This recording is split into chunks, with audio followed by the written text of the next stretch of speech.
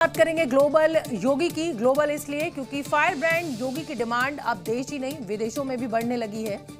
नेपाल में योगी योगी के नारे गूंज रहे हैं और सत्ता में बैठे केपी ओली के पांव कांप रहे हैं। पोखरा में विशाल रैली के दौर में जिस तरह योगी के पोस्टर्स लगे, योगी योगी के नारे लगाए गए, अब उन पर नेपाली प्रधानमंत्री कह रहे हैं हम अपनी रैलियों में विदेशी नेताओं की तस्वीर नहीं इस्तेमाल करते। लेकिन फैक्ट यह है कि जिस रैली में योगी के पोस्टर्स लगे वो धार्मिक रैली थी। सवाल यह है कि क्या हिंदुओं को भारत नेपाल में बांटना चाहता है, क्योंकि आपत्ति तो तब होती जब ये सियासी रैली होती। योगी आदित्यनाथ महंत हैं, गोरखनाथ पीठ का नेपाल से पुराना संबंध रहा है। फिर प्रधानमंत्री केपी ओली को योगी से आखिर कैसा डर सता रहा है? बड़े बड़े पोस्टर, योगी योगी के नारों की गूंज, भारत के बाहर पहली बार किसी फायर ब्रांड नेता का ये क्रेज दुनिया देख रही है। भला नेपाल की सत्ता सदमे में क्यों ना आती। हिंदू राष्ट्र की सालों से मांग करती नेपाल की जनता को फायर ब्रांड योगी के पोस्टर तो भा गए, लेकिन यही तस्वीर पीएम केपी ओली को चुभ गई। काठमांडू में बिना नाम लिए उन्होंने कहा हम अपने रैली में विदेशी नेताओं की तस्वीर का इस्तेमाल नहीं करते, लेकिन सवाल ये कि जिस रैली में योगी के पोस्टर लहराए गए वो तो धार्मिक यात्रा थी। अब सवाल ये, क्या केपी ओली को हिंदुत्व के पोस्टर बॉय योगी से कोई दिक्कत है?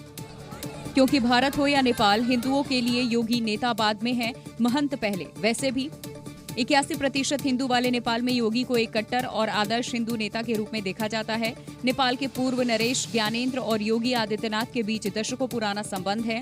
नेपाल राज परिवार के लोग गोरक्ष पीठ को बहुत मानते हैं। पहले भी नेपाल के राज परिवार से जुड़े लोग इस पीठ में जाते रहे हैं, इसीलिए नेपाल के हिंदुओं में योगी का इतना क्रेज है। यानी नेपाल में योगी की डिमांड पर ओली का ऐतराज कहीं उन्हें भारी न पड़ जाए, क्योंकि एक तरफ नेपाल में राजशाही के वापसी की मांग उठ रही है, दूसरी तरफ नेपाल का 81% वोटर हिंदू है। दोनों ही रास्ते ओली को सियासी संकट की ओर लेकर जाते हैं। प्रधानमंत्री नरेंद्र मोदी मॉरिशस दौरे पर है, जिसे मिनी इंडिया भी कहा जाता है, जहां उनका स्वागत बिल्कुल ठेठ बिहारी अंदाज में हुआ। प्रधानमंत्री मोदी भले ही विदेशी दौरे पर हों, लेकिन उन्होंने जो संदेश वहां से दिया है उसकी चर्चा देश समेत पूरे बिहार में हो रही है।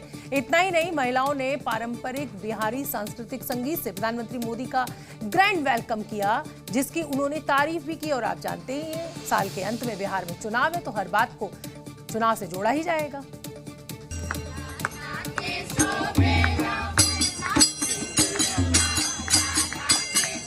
ये तस्वीर भारत से 5000 किलोमीटर दूर मॉरिशस की है। ये तस्वीर विदेश में भी फल फूल रहे भारतीय संस्कृति की है, जहां भोजपुरी संगीत से पीएम मोदी का स्वागत किया जा रहा है।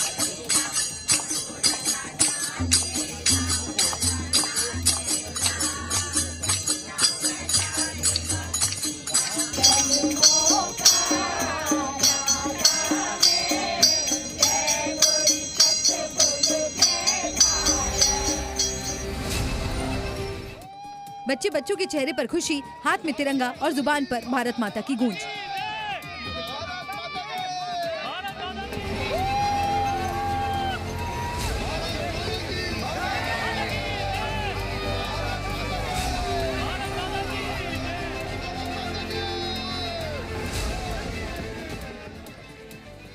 दोनों देशों के बीच बेशक महत्वपूर्ण समझौतों पर हस्ताक्षर हो रहे हों, लेकिन पीएम मोदी के इस दौरे को मिशन बिहार से भी जोड़कर देखा जा रहा है। यहाँ भारतीय मूल के लोग बड़ी संख्या में रहते हैं, जिनकी जनसंख्या काफी ज्यादा है, जो खासकर बिहार, उत्तर प्रदेश से आते हैं। तभी तो पीएम मोदी ने भी भोजपुरी भाषा में इस शानदार स्वागत के लिए धन्यवाद किया।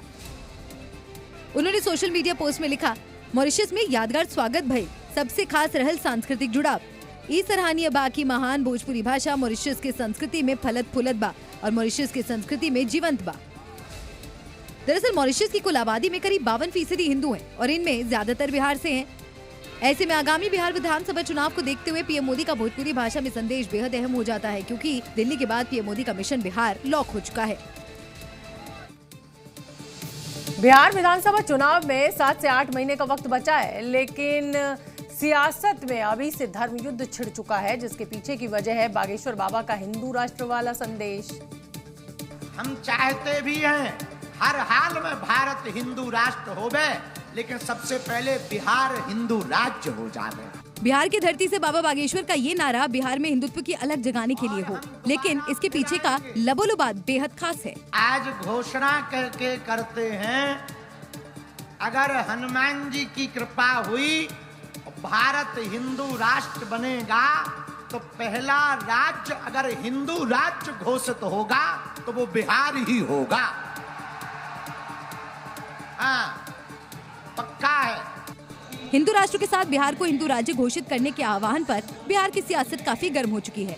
बीजेपी और एनडीए के सहयोगी दल बाबा बागेश्वर के बयान के समर्थन में है, लेकिन आरजेडी इसे पॉलिटिकल पैटर्न बता रही है। हिंदू मुसलमान के नाम पर विभाजन हुआ 47 में और मुस्लिम बंधुओं को पाकिस्तान मिल गया, तो बचा हुआ राष्ट्र हिंदू राष्ट्र है, हिंदू राष्ट्र है, हिंदू राज्य है। एनडीए के लोग जब जब चुनाव आता है तब तब अपना टीआर चमकाने के लिए, लोग को बांटने के लिए वो किसी बाबा को, किसी दाई को लाने का काम करते हैं। उस बाबा दाई से बिहार की जनता पर कोई फर्क नहीं पड़ेगा।